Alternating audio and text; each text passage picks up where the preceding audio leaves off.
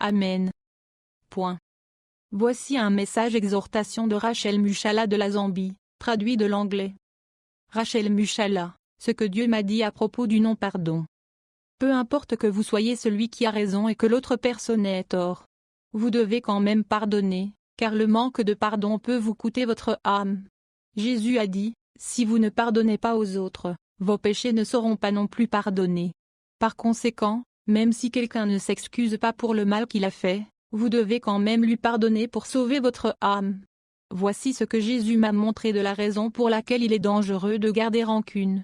Le Seigneur me l'a dit il y a environ 4 ans. Il me l'avait montré parce que quelqu'un m'avait fait du tort et ne s'en était même pas excusé.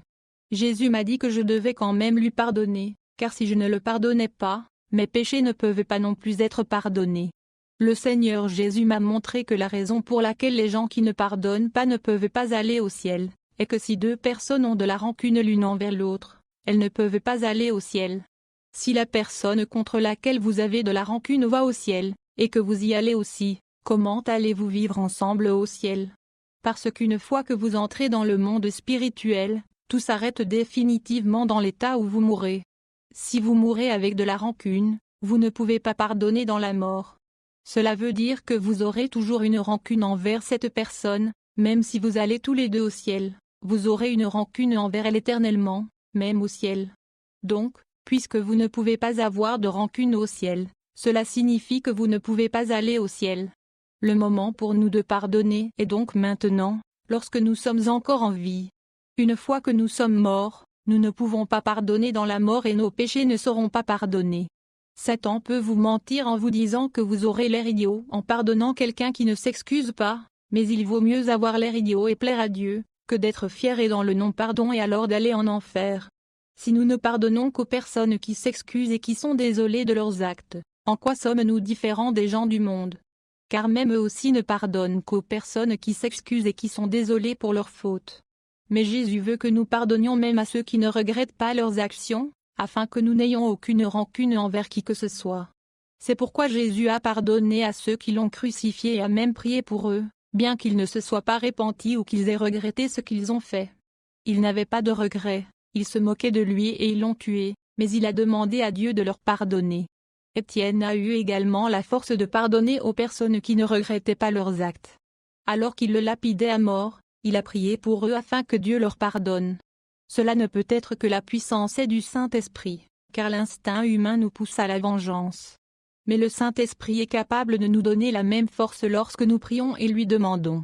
Vous pouvez perdre votre salut simplement parce que vous n'avez pas pardonné à quelqu'un. En gardant rancune, vous ne gagnez rien. Mais vous perdez votre salut.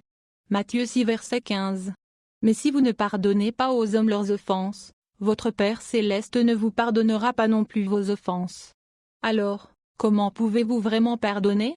Parfois, les gens peuvent se tromper en pensant qu'ils ont pardonné à quelqu'un, mais à chaque fois qu'ils pensent à la personne, ils ne souhaitent qu'une chose, qu'il lui arrive quelque chose du mal.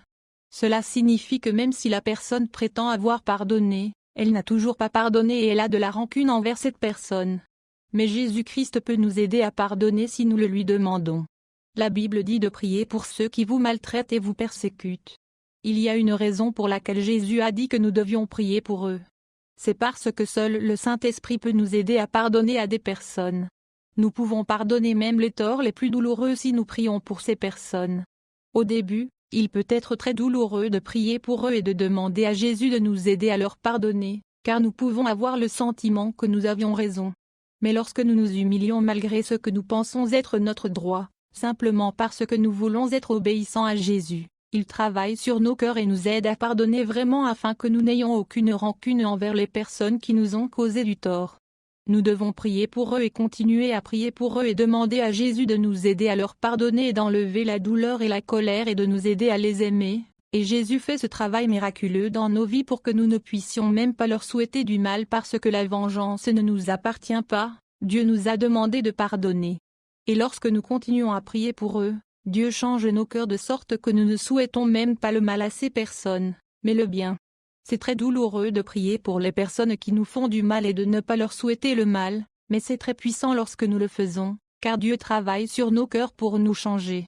Il y a des gens dans la vie qui sont toxiques et chaque fois que vous êtes proche d'eux, ils continuent à vous faire du mal parce qu'ils ne veulent pas changer leur comportement. Pardonner à ces personnes ne signifie donc pas qu'il faille garder une relation étroite avec elles. Vous pouvez leur pardonner et ensuite garder une distance saine pour les empêcher de vous faire du mal. Lorsque vous priez pour elles, Jésus vous aidera à ne pas leur en vouloir et même lorsque vous les rencontrez, vous pouvez leur dire bonjour sans ressentir la douleur de leurs actions passées. Mais vous pouvez tout de même garder une distance pour éviter d'autres désaccords, car Jésus ne nous a pas appelés à forcer les relations avec les gens, mais il nous a appelés à la paix. Et quand quelqu'un ne veut pas d'une relation pacifique avec vous, il est normal de garder vos distances tant que vous ne lui en voulez pas. Matthieu 5 2.43-40 Si vous avez appris qu'il a été dit, tu aimeras ton prochain et tu haïras ton ennemi. Mais moi, je vous dis, aimez vos ennemis, bénissez ceux qui vous maudissent, faites du bien à ceux qui vous haïssent, et priez pour ceux qui vous maltraitent et vous persécutent, afin que vous soyez fils de votre Père qui est dans les cieux, car il fait lever son soleil sur les méchants et sur les bons, et il fait pleuvoir sur les justes et sur les injustes.